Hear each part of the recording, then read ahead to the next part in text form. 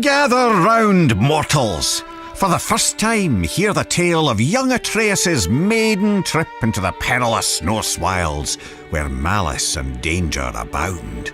Attempting to help a vulnerable creature, the boy wandered out beyond his protected woods alone. But I can't tell the whole story here, can I? You'll have to step inside.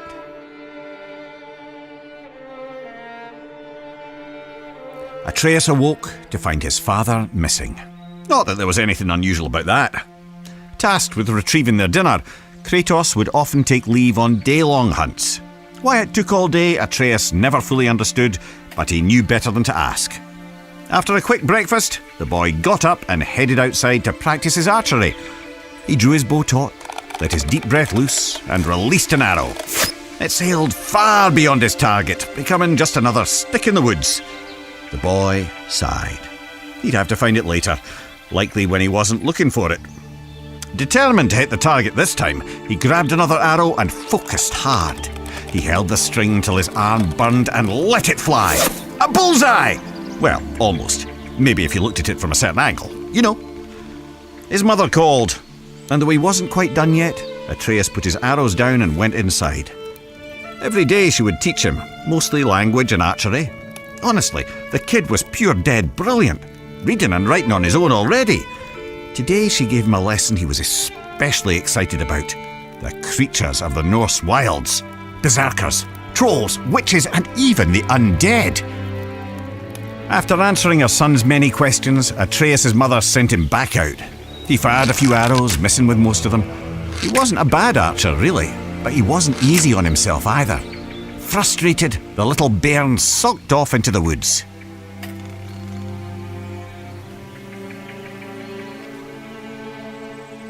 Don't sulk yourselves. Follow the boy to the next area.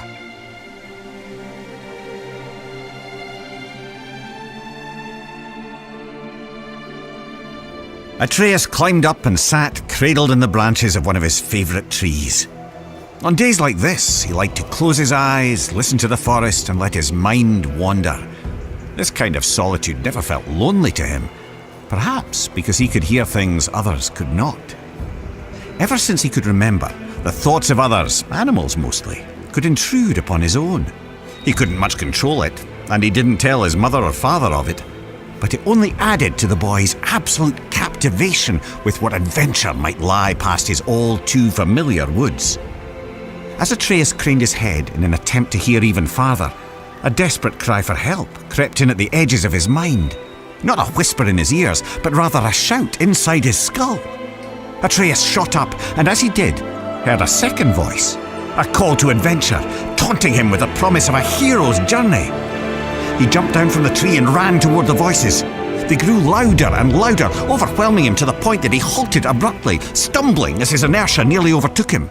He hesitated there, knowing it would displease both his parents to venture further. In response, the voices only grew more urgent, demanding his attention. The lad could barely concentrate with this cacophony filling his head. He decided to follow the cry for help. Even as he did, the other voice derided the boy, calling him a coward. But if Atreus were to disobey his parents, it would have to come with good reason. Surely, he thought, they couldn't be too upset at him for responding to a distress call. Nearly convincing himself this might be true, Atreus took a deep breath and stepped out of the protected woods he'd known all his life into the foreboding Norse wilds.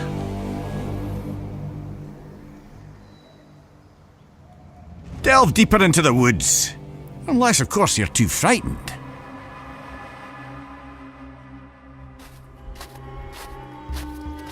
Making his way through Midgard's unfamiliar terrain, the pained cry of a wounded doe rang out, carried on the frigid breeze.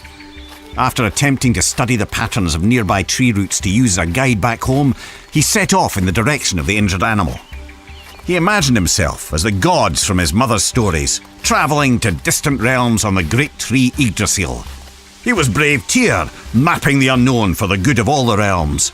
He was the mighty Ullr, on a hunt for honour and glory. He was lost, completely and hopelessly so. The woods now seemed to be a repeating maze of trees and jagged boulders. His growing panic was interrupted by sharp screams of agonizing pain. The wounded animal was near and in true peril. Forgetting his own dilemma, Atreus shot toward the cries of the beast. And there, in a clearing near a creek, he saw it. A wounded doe lay on the ground. The matted, blood-stained fur on its chest heaved up and down as it struggled to breathe. An arrow jutted out of its neck. But what hunter would seek an innocent doe and fail to finish it off? The animal looked Atreus straight in the eye. Its pained grunts eased now as its pupils contracted. The one he had called had come. "You're safe now. I'm here," Atreus said, clumsily attempting to comfort the poor soul. "You can let go." The doe's strained breath became shallower. It took one final gulp of air in and ceased to move. Atreus laid his hands on the doe's heart and softly recited Norse death rites, inspired by his mother's teachings. The boy sighed, and his eyes drifted upward. As they did, he noticed there was far too much blood on the ground for a simple arrow wound. The red stains in the snow trailed off into the deeper brush. Atreus jumped to his feet to follow it.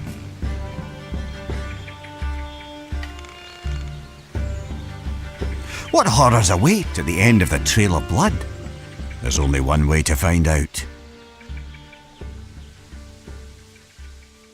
The boy didn't have to go far to understand. The trail of blood didn't belong to the doe, but to the hunter, who now lay in pieces at Atreus' feet. The boy's stomach rolled as he took in the scene. He held his breath, attempting to let the nausea pass. And that's when he heard something else. Something hidden by the dark forest, mere steps away and still breathing. He turned to see two creatures from his mother's stories. Heaving, vile, undead monsters of pure rage. Draugr. Atreus' eyes grew wide as they met the empty sockets where the Draugr's eyes were supposed to be. The larger one roared, then it charged. The boy went for his quiver. He found an arrow, but lost his footing. Crashing to the ground, the Draugr rushed ever closer.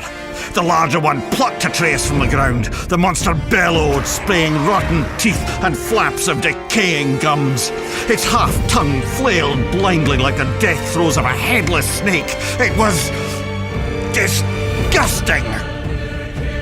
In desperation, Atreus stabbed out with his arrow again and again and again, and by pure chance he connected, striking the Draugr through a hole in its skull. The monster dropped him as he continued to scream and stab. The boy was lucky, but there was no time to celebrate. As the second Draugr raised his blade, Atreus shot an arrow. It exploded against the Draugr's sword, shattering it to pieces. Quicker than the boy could react, a shard of the blade sliced into his arm. He yelled out in torturous pain. But as the Draugr drew in for the final kill, Atreus wasn't afraid anymore. He was angry. The blinding pain turned to white-hot rage as his ears pounded. His vision glazed to pure red. As the creature bellowed with fury, so did Atreus. Two warriors with nothing left but anger and pain. The last thing the boy saw before the world went black was a ghostly white hand grabbing the Draugr by its throat. A small quiet question escaped Atreus' lips before he fell unconscious.